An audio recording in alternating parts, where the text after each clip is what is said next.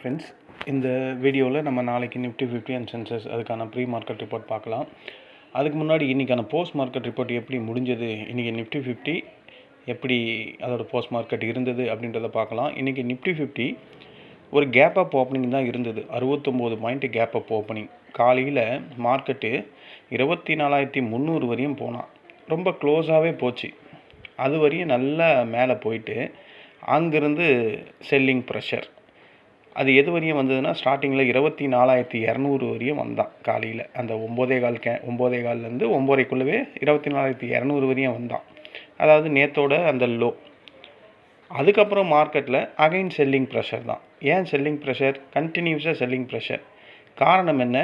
ஒரு பக்கம் HDFC bank விழுந்துக்கிட்டே இருக்குது, இன்னொரு பக்கம் ரிலையன்ஸ் விழுந்துக்கிட்டே இருக்குது, இன்னொரு பக்கம் ஐடி செக்டர் விழுந்துக்கிட்டே இருக்குது. ஸோ அந்த செல்லிங் ப்ரெஷரால் 24,200 மார்க்கெட் 24,100 வரையும் வருது. 100 வரையும் எக்ஸாக்டாக வரல, 24,150 வரையும் வரான். 150 வரையும் வந்துட்டு மார்க்கெட் அங்கேயே சஸ்டெயின் பண்ணுது. ஓகேங்களா? 24,200 24,150 வரையும் வந்துட்டு மார்க்கெட் அங்கேயே சஸ்டெயின் பண்ணுது. மார்க்கெட் அகைன் 24,150 24,200 வரையும் மறுபடியும் மேலே போகுது. மேலே போயிட்டு கரெக்டாக அப்போ மணினா 1:15 மார்க்கெட் இறங்க ஆரம்பிக்குது. சிஏஎஸ் ப்ராசஸ் அந்த டைம் மாற்றம் வந்ததுலேருந்து சிஏஎஸ் ப்ராசஸ்க்கு அப்புறம் மார்க்கெட் 24,020 வரையும் போயிருக்கு, 22 வரையும் போயிருக்கான் அந்த ப்ராசஸில். அப்போ மார்க்கெட் இறங்கிறதுக்கு முழு காரணம் என்ன? இந்த சிஏஎஸ் ப்ராசஸ் தான். இந்த சிஏஎஸ் ப்ராசஸ்லால தான் 116 பாயிண்ட்டு அடிஷ்னலாக மார்க்கெட்டிங்கே இறங்கியிருக்க மாதிரி நம்ம புரிஞ்சிக்கலாம். அதுக்கு முன்னாடி மார்க்கெட் மைனஸில் தான் இருந்தது. நேற்று மாதிரியே தான் வச்சிங்களேன், ஒரு 40 பாயிண்ட் மைனஸில் இருந்தது. சிஏஎஸ் ப்ராசஸ்க்கு அப்புறம் ஒரு 70 பாயிண்ட் எக்ஸ்ட்ரா அடிஷ்னல் மைனஸ் ஆச்சு. அதே மாதிரி இன்றைக்கும் இந்த சிஏஎஸ் ப்ராசஸில் மார்க்கெட் 24,156 24,090, அப்போது 66 பாயிண்ட்டு இன்றைக்கும் இறங்கியிருக்கு. ஸோ இதுதான் மார்க்கெட் இறங்கிறதுக்கான காரணம். அப்போ இந்த 66 பாயிண்ட் இந்த சிஏஎஸ் ப்ராசஸில் இறங்கலைன்னா நம்ம மார்க்கெட்டு ஒரு 45 பாயிண்ட் தான் இறங்கியிருக்கும். இந்த க்ளோசிங் ஆக்ஷன் செஷன் வந்ததுலேருந்து போன மாதம், இந்த மாதத்துலேருந்து தானே ஸ்டார்ட் ஆச்சு. ஒரு 15-20 நாள் கேப் அப்லேயே போயிட்டு இருந்தான். இப்போ ஒரு 4 நாளாக கேப் டவுன்லேயே வந்துக்கிட்டு இருக்கான். அதுவும் கேப் டவுன்னா உங்கள் வீட்டு கேப் டவுன், எங்கள் வீட்டு கேப் டவுன் இல்லை. சென்செக்ஸு போய் பாருங்களேன், 74,955 வரையும் வந்திருக்குதுங்க சென்செக்ஸு. எவ்வளோ பெரிய இறக்கம் பாருங்கள். இது 2,700 பாயிண்ட் மைனஸில் நான் பார்த்தேன் மொபைலில். அதுக்கப்புறம் பாருங்கள் வெறும் 539. அப்போ இந்த ப்ரீமியம்லாம் ஏறிச்சா ஏறலையா அப்படின்னு கேட்டால் ஏறி இருக்க வாய்ப்பே இருக்காது. நீங்கள் போய் வேணும்னா பாருங்கள், இவ்வளோ பெரிய இறக்கம் வந்திருக்குல்ல. புட் சைட்லேயோ கால் சைட்லேயோ எந்த அளவுக்கு பெருசாக இறங்கியிருக்காது. இவன் கடைசியில் என்ன பண்ணியிருக்கான், 77,200க்கும் 77,100க்கும் இன்றைக்கி சென்செக்ஸ் ட்ரேட் ஆகிருக்கும். அங்கே தான் நான் பார்த்தா அப்படி தான் தெரியுது. ஆனால் அவன் இறங்கியிருக்க சிஏஎஸ் ப்ராசஸில் 74,955 வரையும் வந்திருக்கான். அப்போது அங்கேருந்து ஒரு 2,300 பாயிண்ட்டு கிட்டே இறங்கியிருக்கு.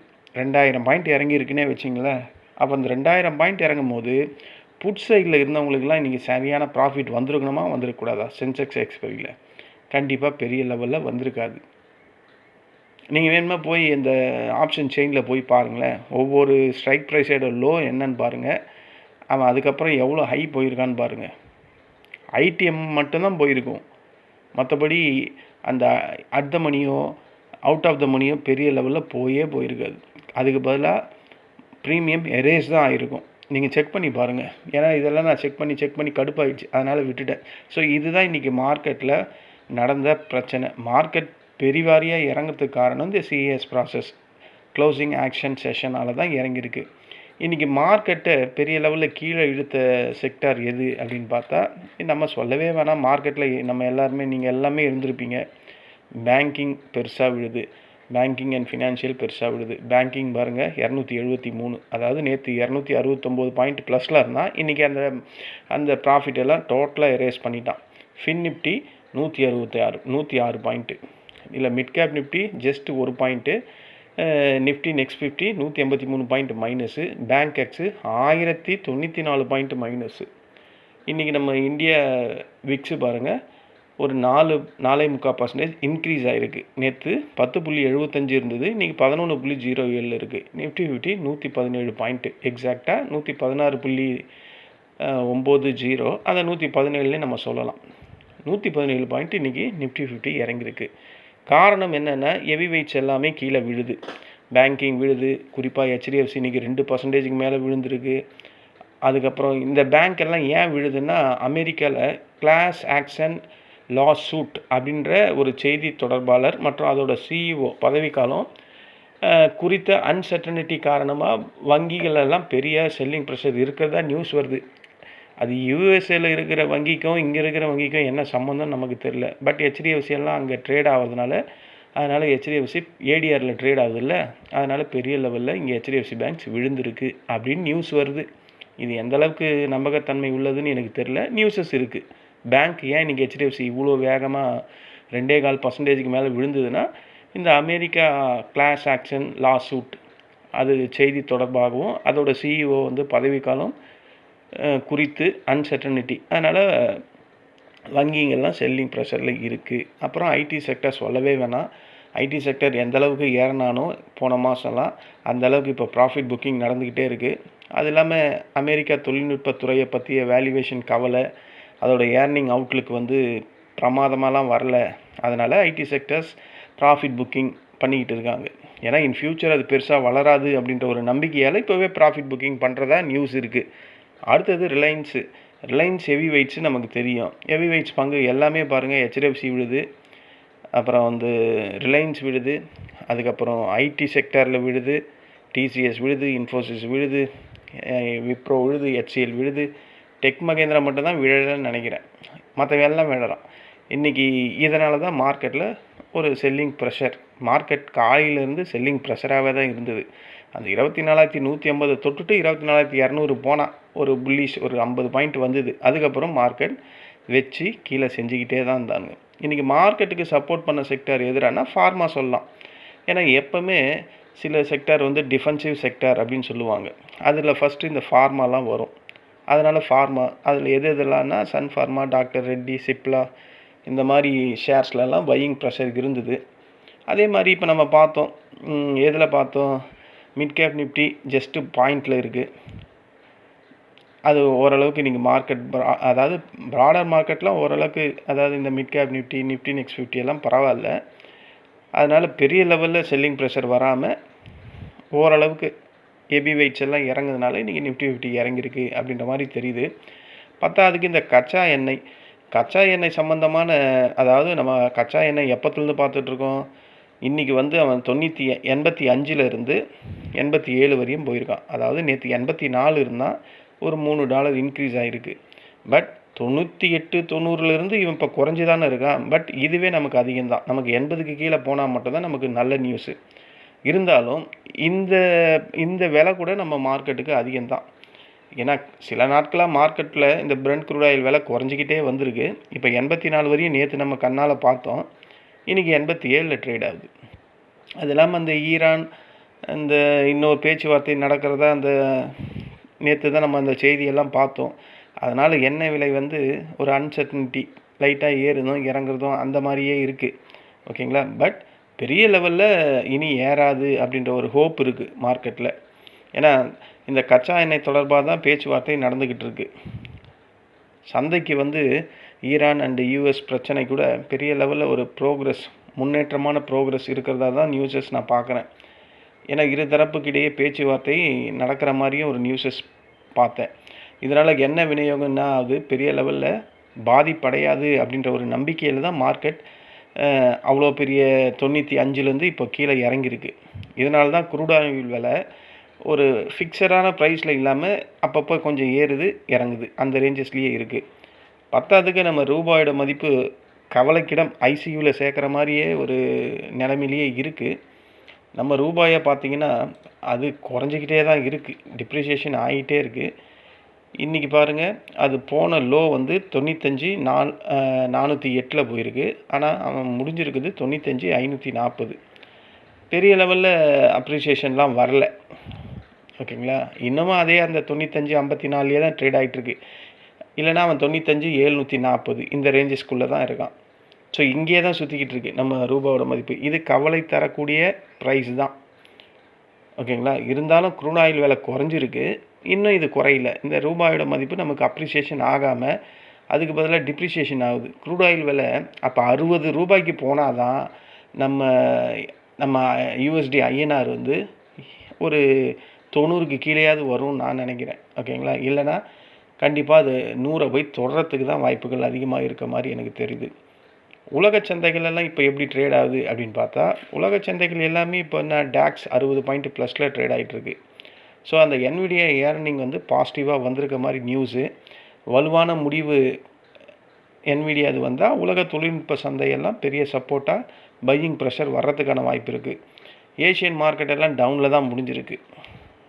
இன்றைக்கி பாருங்கள், நிக்கி டவுனு, ஆங்சங் டவுனு, ஷாங்காய் டவுனு. நம்ம என்எஸ்சி நிஃப்டி எப்போவுமே டவுனில் தான் இருக்கும். நேற்று உலக மார்க்கெட் எல்லாம் பாசிட்டிவ் இருந்தாலும் நம்ம டவுனில் தான் முடிஞ்சோம். இன்றைக்கி இவங்க எல்லாம் டவுனில் இருந்தாலும் நம்ம டவுனில் தான் முடியும். ஸோ நமக்கு இண்டிவிஜுவாலிட்டின்னு ஒன்று கிடையவே கிடையாது. அவங்க எப்படி இருக்காங்களோ அதே மாதிரி இருப்போம், அவங்க எப்படி இருக்காங்களோ அதுக்கு ஆப்போசிட்டாகவும் இருப்போம். அப்படின்றதான் நம்ம இந்தியன் மார்க்கெட், ஓகேங்களா. ஆயில் விலை குறையுது, சில நேரத்தில் இன்க்ரீஸ் ஆகுது. ஸோ இந்த ஆயில் விலை பெரிய லெவலில் குறைஞ்சா நம்ம யூஎஸ்டி ஐஎன்ஆர் பெரிய லெவலில் இம்ப்ரூவ்மெண்ட் கிடைக்கும். அப்போது இம்ப்ரூவ்மெண்ட் கிடைச்சா எஃப்ஐஎஸ் பையிங்கில் வர்றதுக்கும், அதாவது இப்போவே பையிங்கில் தான் இருக்காங்க, பெரிய லெவலில் இன்வெஸ்ட்மெண்ட் பண்ணுறதுக்கான வாய்ப்புகள் இருக்கும். இன்ஃப்ளேஷன் அழுத்தம் குறைஞ்சதுன்னா நம்ம மார்க்கெட் கண்டிப்பாக 25,000 நோக்கி போகிறதுக்கான வாய்ப்பு இருக்குது. ஆனால் அதெல்லாம் இன்னும் கொஞ்ச நாள் ஆகும் அப்படின்ற மாதிரி தான் தெரியுது. இதுதான் இன்றைக்கான போஸ்ட் மார்க்கெட் ரிப்போர்ட்டு. இந்த போஸ்ட் மார்க்கெட் ரிப்போர்ட் ஏன் மார்க்கெட் டவுன் ஆச்சு, 24,300லேருந்து 24,200 வந்தது, 24,200லேருந்து 24,180 வந்தது, 24,150 வந்துட்டு 24,200 போச்சு, 200 போச்சு. அந்த சிஏஎஸ் ப்ராசஸ்க்கு அப்புறம் 24,000 டச் பண்ணிட்டு மார்க்கெட் 24,090 க்ளோஸ் ஆகிருக்கு. இந்த போஸ்ட் மார்க்கெட் ரிப்போர்ட்டில் நான் இன்றைக்கி எந்த ஒரு ட்ரேடும் பண்ணல. நான் இன்றைக்கி ஆஃபீஸ் விஷயமாக ஆஃபீஸ் போயிட்டேன், ட்ரேடிங்கே பண்ணலை. ஒரு ட்ரேட் கூட இன்றைக்கி பண்ணலை. ரொம்ப வருஷம் கழித்து ட்ரேடே பண்ணாத ஒரு நாள் எதிரானா இன்றைக்கி தான். அதனால் என் ஃப்ரெண்ட்ஸ் குரூப்லேயும் அவங்க இண்டிவிஜுவலாக பண்ணியிருப்பாங்கன்னு நினைக்கிறேன். பட் நான் இன்னும் யாரோடைய ரிப்போர்ட்டும் பார்க்கல. நான் இன்றைக்கி எந்த ட்ரேடும் பண்ணலை, ஏன்னா நான் மார்க்கெட்லேயே இல்லை. சென்செக்ஸ் எக்ஸ்பைரி நல்லா கீழே போயிருக்கு, ஆனால் இதை எத்தனை பேர் ப்ராஃபிட் பண்ணியிருப்பாங்க அப்படின்னு தெரியல. இதை பாருங்களேன், அநியாயத்துக்கு 77,182, அதாவது 77,200, 77,200, 76,200, 75,200, அங்கேருந்து ஒரு 120 பாயிண்ட். ஸோ 2,300 பாயிண்ட் கிட்ட மார்க்கெட்டு அந்த சிஏஎஸ் ப்ராசஸில் இறங்கியிருக்கு. இதில் என்ன, ஐயோ எனக்கு ஒன்றுமே புரியலைங்க இந்த ப்ராசஸ் எப்படின்ட்டு. இவ்வளோ தொலைவு இறங்கியிருக்கான். அப்போ இவ்வளோ தொலைவு அவன் வந்து காட்டும் போது கண்டிப்பாக இந்த ப்ரீமியம் எல்லாம் பெரிய லெவலில் பஸ்ட்டாக இருக்கணும்ல புட் சைடில். இப்போ இவன் எதில் முடிஞ்சிருக்கான், 76,933 இருக்குது. அப்போ 76,900 அதை ஜீரோ பண்ணியிருப்பாங்க, அதை ஜீரோ பண்ணிட்டாங்க. இது 77,000. இது என்ன ப்ரைஸ் போய் என்ன ப்ரைஸுக்கு வந்திருக்குன்னு பார்த்தா நமக்கு தெரியும். 7 ரூபாய்க்கு போயிருக்கு. 7 ரூபாய்க்கு இது எப்போ போயிருக்கு, அது சார்ட்டெல்லாம் பார்த்தா நமக்கு தெரிஞ்சிடும் இது ஏமாத்து வேலையா என்னன்னு. 7 ரூபா 35 காசு போயிருக்கு. 7 ரூபா 35 காசு வந்து எனக்கு தெரிஞ்சு இது ஸ்டார்டிங் லோவாக இருக்கும்னு நினைக்கிறேன் புட் சைடில். அதுக்கப்புறம் இவன் இவ்வளோ தொலைவு இறங்கியிருக்கும் போது ஓரளவுக்கு கணிசமாக ஏறி இருக்குது அப்படின்றது. ஏன்னா 66ல் க்ளோஸ் ஆகிருக்கு. இதை நான் ஃபுல்லாக மார்க்கெட்லேயே இருந்தேன்னா இதை கண்டிப்பாக கண்டுபிடிச்சிருப்பேன். இது 7.35 வந்து எப்போ வந்த லோன்னு பார்த்தா தெரிஞ்சிடும். ஸோ பரவாயில்ல, புட் சைடில் ஏதோ ஏறி இருக்குது. ஆனால் கால் சைடில் 33. இப்போ இது இங்கே வரும்போது 74,956 மார்க்கெட் காட்டுறான். அப்போ இந்த 76,900 எல்லாம் என்ன ஆயிருக்கணும், கண்டிப்பாக ஜீரோ கிட்ட போயிருக்கணும் அதோட ப்ரைஸு. ஒரு சும்மா ஓரலாக இவன் எவ்வளோ வரையும் போயிருக்கான், 3 ரூபா 50 காசு வரையும் போயிருக்கான் கால் சைடில். ஓரளவுக்கு கரெக்டாக தான் இருக்கிற மாதிரி தான் தோணுது. ஏன்னா ஒரு 0.5ல் வந்துருந்தால் கூட மார்க்கெட் இவ்வளோ தொலைவு ரிவர்ஸ் ஆகும்போது 76,900க்கு மேலே க்ளோஸ் ஆகிருக்கும் போது இது வந்து அட்லீஸ்ட் ஒரு 50-60 பாயிண்ட்டாவது இருக்கணும். அதுதான் இந்த மாதிரி எனக்கு, அதாவது நான் இப்படியே இந்த கால்குலேஷன் பிரகாரமே மார்க்கெட்டில் 12 வருஷமாக ஓட்டிட்டேன். அதனால் இப்போ வர கால்குலேஷனுக்கும் இந்த சிஏஎஸ் ப்ராசஸ்க்கும் எனக்கு சுத்தமாக புரியவே மாட்டுது. அதனால் இதை விட்டுறது பெஸ்ட்டு. ஆனால் புட் சைடில் இறங்கியிருக்கு, அவ்வளோதான். இதுதான் இன்றைக்கான போஸ்ட் மார்க்கெட் ரிப்போர்ட்டு. நிஃப்டி 50லேயே சென்செக்ஸ் எக்ஸ்பைரி இன்றைக்கி நான் ட்ரேடே பண்ணல, அதனால் என் ஃப்ரெண்ட்ஸ் குரூப்லேயும் எதுவும் கொடுக்கல. இதுதான் இன்றைக்கான post market report. Sensex 539 point இறங்கியிருக்கு. நாளைக்கு நம்ம மார்க்கெட் எப்படி இருக்கும் அப்படின்றத ஒரு கிளான்ஸ் செக் பண்ணலாம். இப்போது பிரெண்ட் க்ரூட் ஆயில் 87.35 ட்ரேட் ஆகுது. இப்போ நடக்கிற வேர்ல்டு மார்க்கெட்டில் டவ் 30 நேற்று 113 பாயிண்ட் மைனஸு, எஸ்எம்பி வந்து 2 point minus, Nasdaq composite 21 point minus, இப்போ ட்ரேட் ஆகிற FTSC 56 point minus, CSC 40 93 point minus, DAX 60 point minus, Nikkei 130 minus, Hang Seng 87 minus, Shanghai 44 plus, நம்ம NSC Nifty 116 point 117னே சொல்லலாம். பிஎஸ்சி சென்சஸ் 539 பாயிண்ட்டு, எஸ்டிஏ வந்து 37, காஸ்பி 104. US dollar அங்கேயே தான் இருக்குது. நம்ம யூஎஸ்டி ஐஎன்ஆர் 95,540 ட்ரேட் ஆகுது. கோல்டு லைட்டாக இறங்கியிருக்கு, நேற்றும் இறங்கியிருக்கு, இன்றைக்கி இறங்கியிருக்கு. சில்வர் லைட்டாக இன்க்ரீஸ் ஆகிருக்கு. க்ரூட் ஆயில் இது 82, நேற்று 80 இருந்தது, இன்றைக்கி $2 மேலே இன்க்ரீஸ் ஆகிருக்கு. இப்போ நடக்கிற டவ் ஃபியூச்சர் எவ்வளோ ட்ரேட் ஆகுது அப்படின்னு பார்த்தா 42 பாயிண்ட் மைனஸு, மணி இப்போது 5.15 ஆகுது. நாஸ்டாக் ஃபியூச்சர் எவ்வளோ ட்ரேட் ஆகுது அப்படின்னு செக் பண்ணால் 270 பாயிண்ட்டு, 269 பாயிண்ட்டில் எக்ஸாக்டாக மார்க்கெட் ப்ளஸில் ட்ரேட் ஆகிட்டுருக்கு. ஓகேங்களா? இவங்க மார்க்கெட் என்ன சொல்லுதோ அதுக்கேற்ற மாதிரி நம்ம மார்க்கெட், இப்போது இவங்க மார்க்கெட்டு நம்ம மார்க்கெட் ஃபாலோ பண்ணுறது கூட இல்லை. இன்றைக்கி இவங்க எல்லாம் டவுனில் முடிஞ்சிருக்காங்க. ஆனால் நம்ம இன்றைக்கி 69 பாயிண்ட்டு கேப் அப்பில் ஓப்பன் ஆனோம். ஓகேங்களா? நேற்று டவ் 30 எஸ்எம்பி நாஸ்டாக்லாம் ப்ளஸில் இருந்தது. நம்ம கிஃப்ட் நிஃப்டி வந்து ஒரு 110 பாயிண்ட்டு அந்த ரேஞ்சஸில் ப்ளஸில் இருந்து, ஆனால் 7 பாயிண்ட் கேப் அப்பில் ஓப்பன் ஆகிறான். ஸோ இது எனக்கு நம்பகத்தன்மை இதுலேயும் குறையுது. நான் இந்த யூஎஸ் ஃபியூச்சரை அதை மட்டும் நினச்சி சொல்லலை. நடுவில் எவ்வளோ ப்ராசஸ் இருக்குது.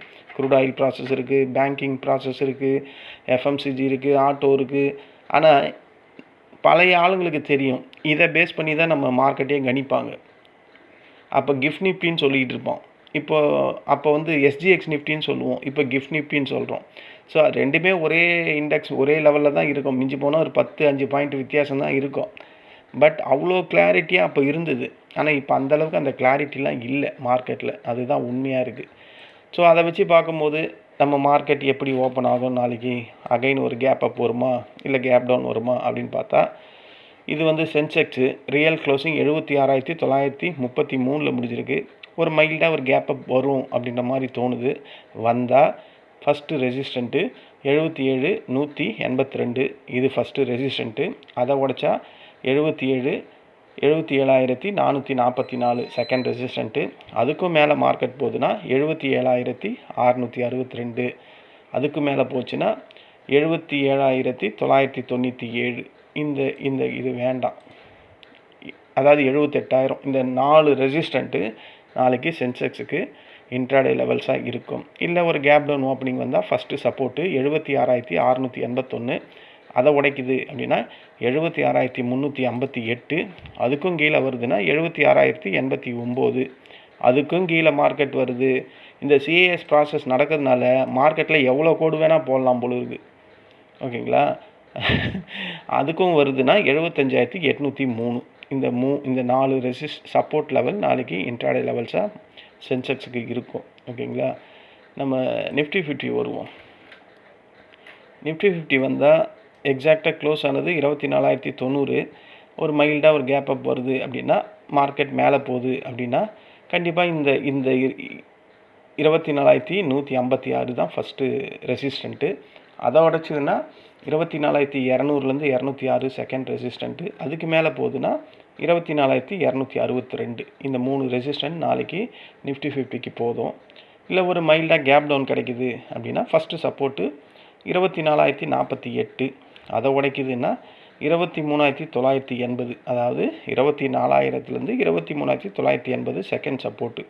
அதையும் மார்க்கெட் உடைக்குது அப்படின்னா 23,917. அதுக்கு மேலே போச்சுன்னா இந்த கேப்பு 23,841.